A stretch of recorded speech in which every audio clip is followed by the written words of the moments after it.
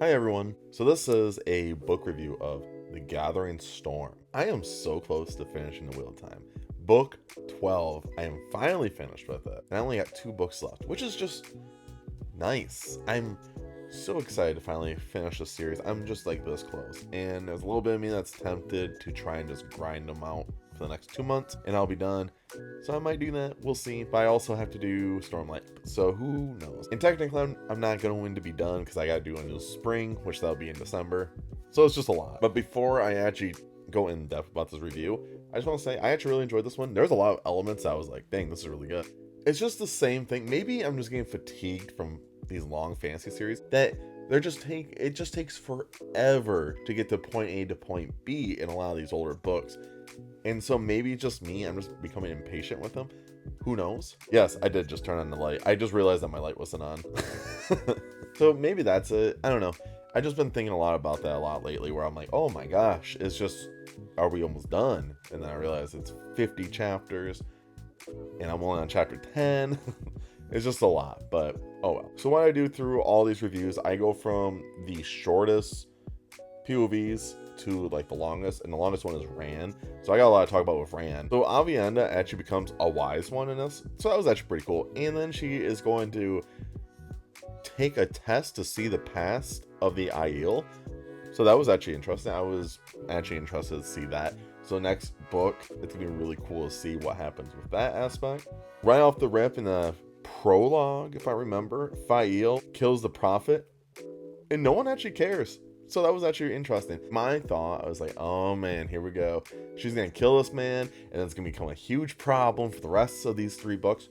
No one cares. I'm like, that makes life a lot easier. Again, it's been a reoccurring thing, but my boy Perrin gets hardly anything. All he does is just gathers people for the army for the north, and he runs into Galad, and Galad's like, yo, that's my mom. So it's just like, I don't know. I kind of gave up on Perrin being my favorite since like book 4, I think. Like Perrin's been my favorite for a while, but now I'm just coming to the realization that I'm like, man, Perrin's just, he's getting shafted so much in the series, man. It's like, it feels like the 3 of them, you know, Matt, Perrin, and Ran, all are supposed to be doing these really cool things, but Matt and Ran are, but Perrin's like not. So that's like my biggest thing. I don't know, it just kind of upsets me. Another big event, so the last book, Matt marries the daughter of the 9 moons, and the daughter of the 9 moons becomes the empress of the Shan Chan. There we go, the Shan Chan. I don't know why I can't pronounce that word sometimes. And she attacks the White Tower, and because of that, Egwene is actually slowly rebuilding on the inside of the White Tower, and she's getting like abused and stuff by the current Armelin Sea, and she gets captured, and she's having like dreams and stuff of talking to other Aes Sedai and everything with Swan, I think that's how you pronounce her name. I always forget how you pronounce some of these names. She and like Egwene is getting like tortured, but she is constantly taking the pain to show the Aes Sedai like who is actually like the bad guy in this situation. And I really actually enjoy that. I think Egwene has actually become a character that's actually pretty cool. It bothers me so much because it's like Egwene's actually cool now, but the first like 7 or 8 books, she's so unbearable. Just like Nynaeve. Like, Nynaeve is actually a pretty cool character now, but it's like he doesn't give them that much screen time. But when they do get screen time now, they're actually cool and they actually do stuff. Before, it just was like teenage nonsense, and maybe that was the whole point of it.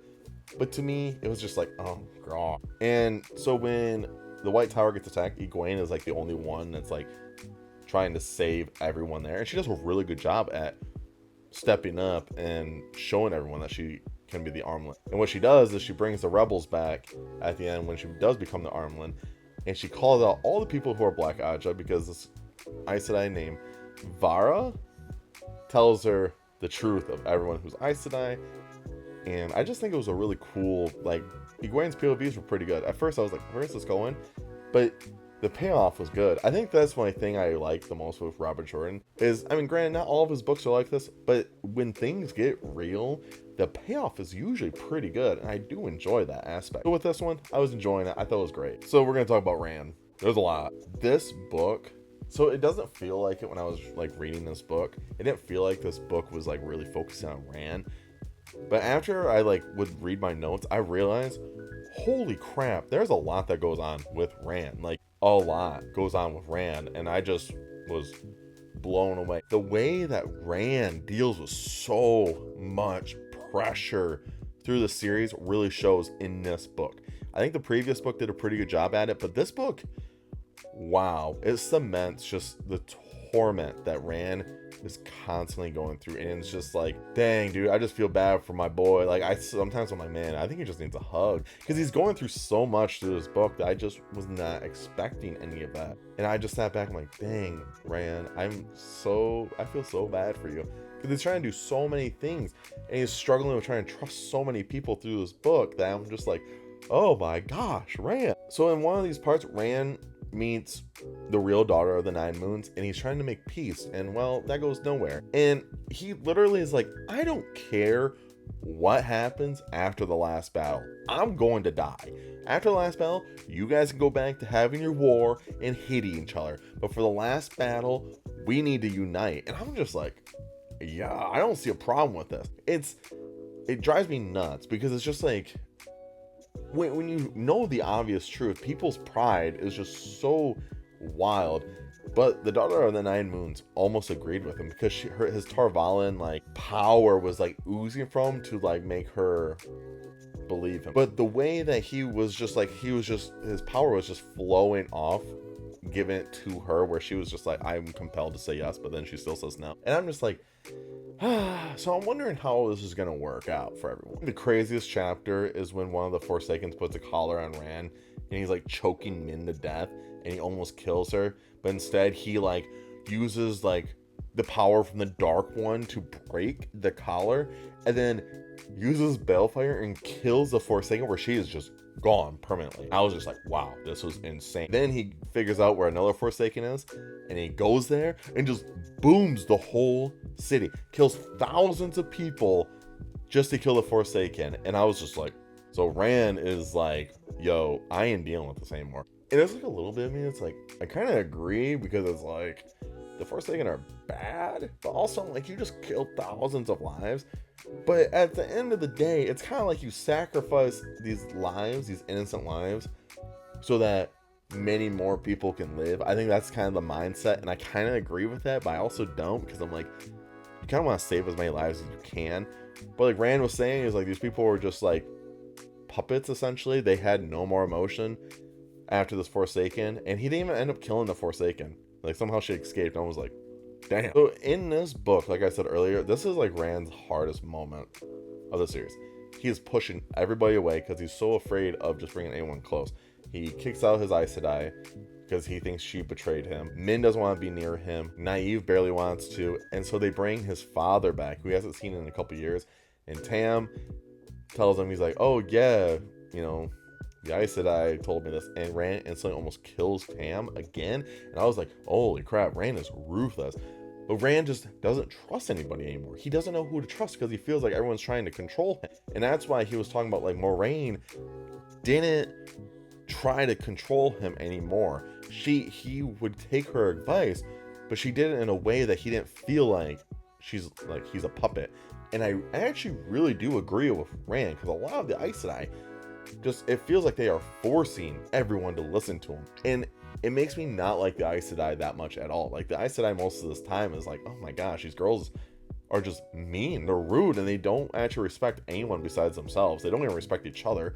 And I'm glad that Egwene even brought that up. And so Rand goes where the Shan-Chan are, and he was gonna nuke them. He tried to get a bunch of power, but it didn't work out and just fell to the ground. And then he disappears. He just sits out in like this lonely land thing, and he actually combines his mind with Lews Therin's into one. So they become one, and he just becomes like happy. It was such a deep chapter of just loneliness for Rand, and I was like, oh my god, my boy. I felt so bad for Rand. Like, throughout this whole series, I actually never had a problem with Rand. He was always a pretty good character, but the way that he has been written into this is just like, oh my gosh. And they're teasing, is Rand going to die, or is he not? Like, what's going to happen? And to me, I'm like, this is gonna be rough. A Memory of Light, I am not looking forward to it because I just don't know how it's going to end, and it's just gonna ruin me, you know? Like, it's just crazy. And the thing is, who knows if is Rand the only one that's going to die, or who else is going to die, you know? So reading this series so far, it's just been so, for one, it's been up and down for me. Like, I'm like, oh man, I really like this series, but then I'm like, I don't know. Like, I'm gonna do a my full opinions of the series as a whole later. I just want to get through all these books first. But so far, I mean, oh man, Gathering Storm was deep, and it's definitely the darkest. I feel like it's the darkest of them all. I think Gathering Storm is really good. I still think my favorite one is Lord of Chaos. I still think Lord of Chaos is probably my favorite book of the series, but Gathering Storm is really good. I think it's definitely like up there. If you guys made it to the end of the video, I do appreciate it. Make sure you guys check out all my socials down below, and of course, make sure you guys stay safe, stay hungry, and tell someone you love them. I'll see you guys in the next video. Stay weird.